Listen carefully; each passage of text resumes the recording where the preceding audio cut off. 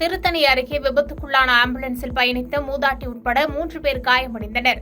திருவள்ளூர் மாவட்டம் திருத்தணி அருகில் உள்ள சென்னை திருப்பதி தேசிய நெடுஞ்சாலை பகுதியில் ரவி என்பவருக்கு சொந்தமான மாடு ஒன்று சாலையில் சுற்றித் திரிந்ததாக கூறப்படுகிறது.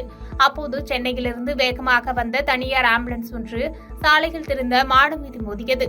இந்த விபத்தில் ஆம்புலன்ஸ் சாலை ஓரம் இருந்த 20 அடி பள்ளத்தில் இறங்கியது.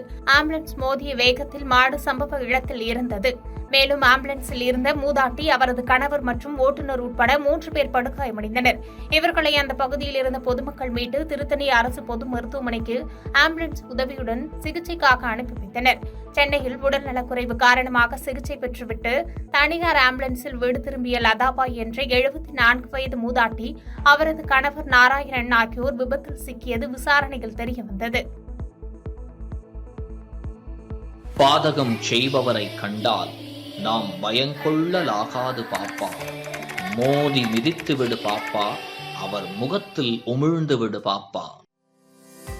அண்மை செய்திகளை உடனுக்குடன் தெரிந்து கொள்ள இணைந்திருங்கள் இயம்நாடு தொலைக்காட்சியுடன்.